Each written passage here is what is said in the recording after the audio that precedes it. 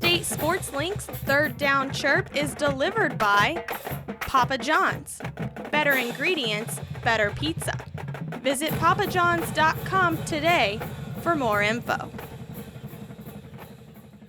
Hello and welcome to another edition of Third Down Chirp, delivered by Papa John's. I'm Kyle Binder, joined this time by Paul Brown and Kevin Thurman. Nice to see some new faces alongside. Guys, the Cardinals win against Central Michigan, but it wasn't easy. A 17-point deficit this weekend. Good second half, though. The first half was tough for Ball State fans to watch, but the ones that stuck around for the second half had a treat because the fourth quarter was back and forth. It was a close one, but it was fun to watch. As fun to watch as it may have been for you, Paul, my nerves were shot. I'd rather watch a blowout every week. All right, let's take a look at some of the highlights from the game. The Cardinals hosting the Chippewas. Last time they hosted them at Schumann Stadium, it was an ugly outing, and it started out to look very ugly early on. David Blackburn from Ryan Radcliffe from 19 yards out. That puts the Chippewas up 10-0, and then the very next drive, the Chippewas, Ryan Radcliffe to guess who? David Blackburn, fighting his way to the end zone, missed tackles from the Cardinals. He goes all the way for 60 yards on the play. But the Cardinals, before the half, get some good action going. This time, Keith Wenning for the Cardinals, looking for Jack Tomlinson. He's been quiet all year long, but he catches this 46-yard pass play. The final drive, they went to Jack 3 times before the half, and they ended up getting this field goal. Steven shot 25 yards out. 17-3, Cards trailing big at the half, but coming out of the gates, Mr. Briggs Orsbon off the play-action pass, catches this one. Look at the concentration there to haul that one in. Briggs pulls the Cardinals within 20-10. Then Juwan Edwards, a run off the left side, gets the Cardinals in this one 20-17 within striking distance. And then the Cardinals with Keith Wenning off the play action once again goes up top to Aaron Merschman. He hauls it in before he falls out of bounds as the Cardinals take the lead 24-20. But in the fourth quarter, Chippewas not done yet.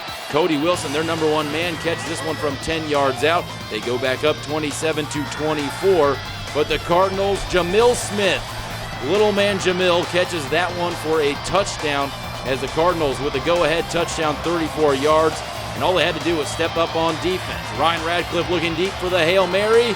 And guess who's there? Sean Baker, the senior safety, coming off injury, intercepts the pass. And the Cardinals win this one 31-27.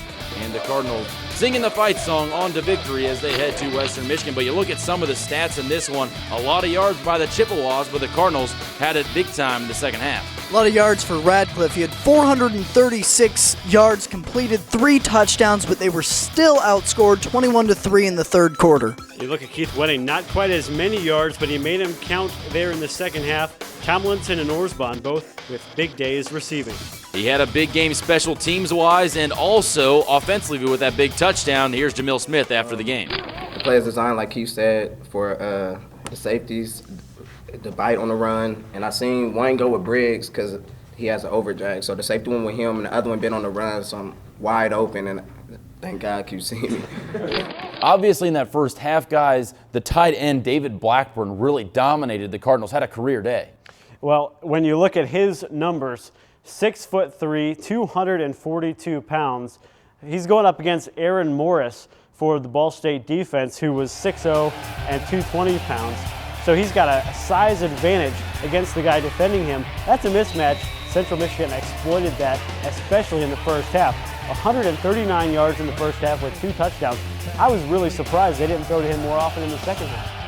Well, he had 194 total yards on the game, 9 receptions, that 19-yard touchdown in the first quarter, and the 60-yard touchdown in the second quarter capped a 93-yard drive. And Ball State just missed tackles there. They had chances to end that play early and keep it from going for a long touchdown pass, but missed tackles and miscues on the Ball State defense caused that to be a huge play. And you talk about a player of the opposite size. Jamil Smith, one of the smallest FBF players, had a huge impact on this game. He did. Jamil Smith handling the kickoff returns as usual for the Cardinals. He had 4 kickoff returns for 135 yards, plus one that was called back, which probably would have been at least 50 or 60 more yards. He had a huge day. That really helps the Cardinals with their field position. Any coach loves to have better field position. Unfortunately for the Cardinals in the first half, they didn't really capitalize on the good field position they got from Jamil Smith. Jamil Smith is great. He is versatile. Not only can he do the kickoff returns and the punt returns, but also he's good at receiving the ball from Keith Wenning. Had the game-winning touchdown for 34 yards. That was one of 2 receptions that he had last week, and he's got speed. He brings speed to the team, and that's something that this Ball State team needs to utilize in the offense. Yeah, even with those 2 catches, very effective with that one long touchdown pass. And he got it from Keith Wenning, who in the first half looked like he was still in that little rut he has been in. But the second half, a complete 180 out of the locker room. It's nice to see Keith Wenning back. 3 touchdowns, his first touchdowns since playing against Army a month ago. And it was nice to see a couple of his receivers break out too. Briggs Orsbon with 87 yards receiving, which was a season high number for him. And Jack Tomlinson, he came into the game with 98 yards on the season. In the first half, 98 yards. Both of those guys were big reasons why Keith Wenning had such a big day. It was a career day for Keith Wenning. 325 yards, that's 1 yard better than the game against Army, and he was able to spread it out to the different receivers. The 3 touchdowns were to 3 different receivers. He had 3 receivers over 50 yards receiving.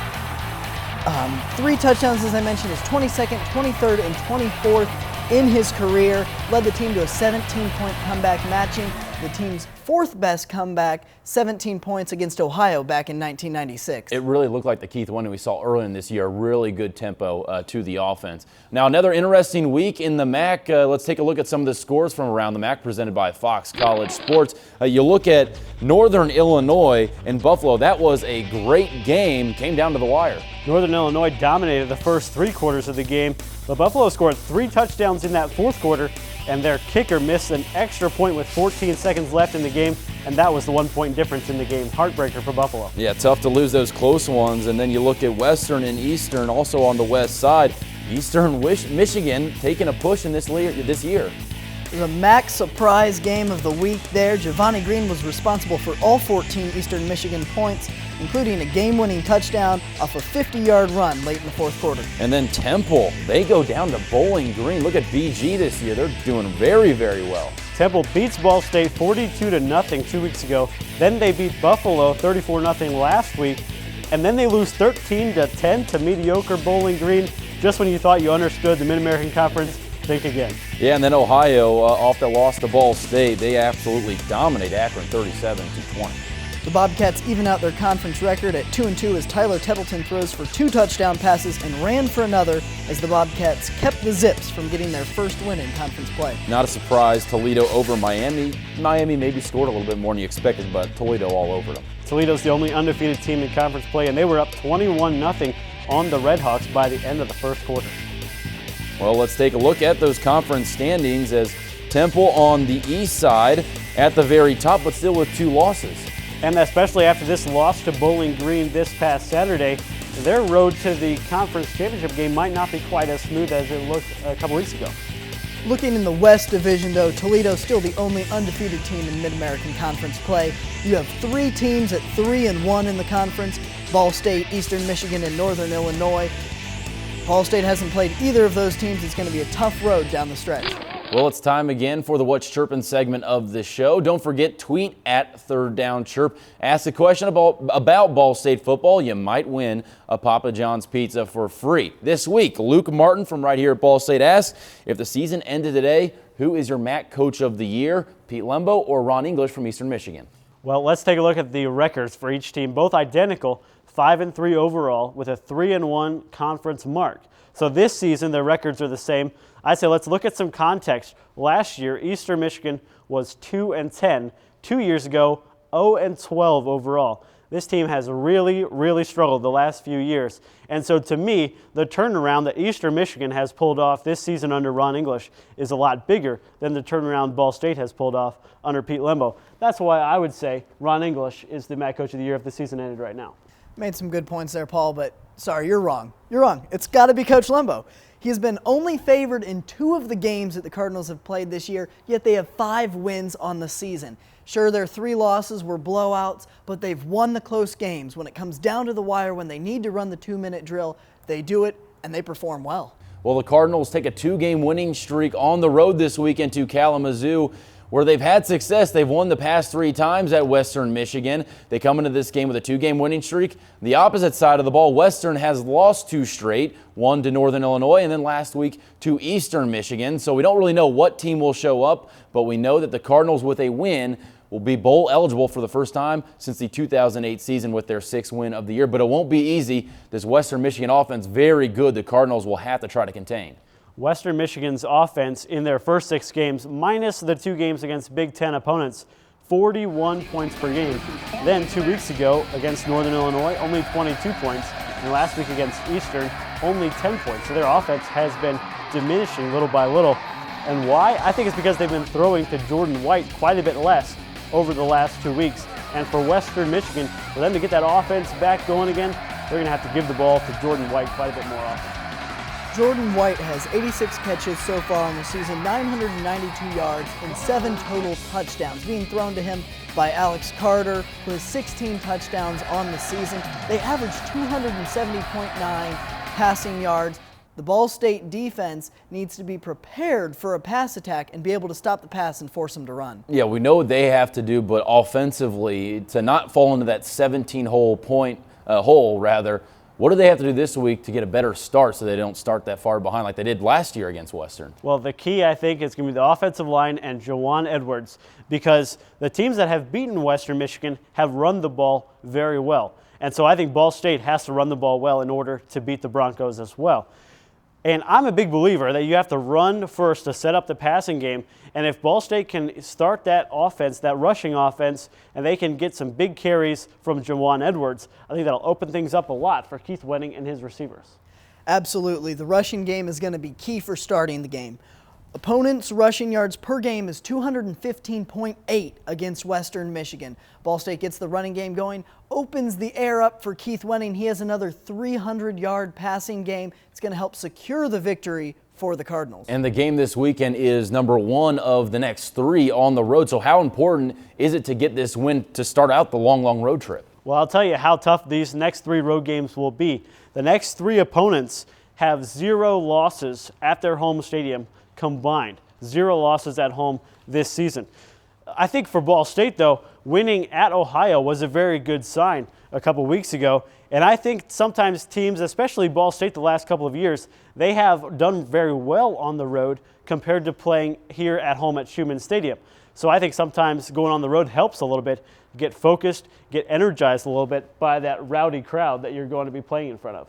It is a tough stretch ahead. Not just these 3 games on the road, but you look after that, Ball State has to come home and play Toledo on the day after Thanksgiving. Western Michigan has Toledo the following game after Ball State. So they're going to be focused on trying to win these 2 games to assert their presence in the conference as well. 6 games, yes, 6 wins, yes, that does make you bowl eligible, but it's going to be that 7th win that gets a Mid-American Conference team a bowl game. There's too many good teams in the conference and not enough bowl games for a 6-win Ball State Cardinal football team to make it to a bowl game. And you'd better be good against Eastern Michigan and Western Michigan, because the final 2 games, Northern Illinois and Toledo, will be very tough. Yes, even though the last game is at home. Who do you guys have for the players to watch this week? Paul, we'll start with you. I'm going to be keeping a close eye on the defensive line for Ball State. I think that's going to be key, because if they can shut down the Western Michigan running game and make the Broncos a one-dimensional team on offense, it'll really help the defense overall. In addition, pressuring the quarterback is always one of the best ways to shut an offense down, and that's going to fall mostly to the defensive line to get that pressure on him.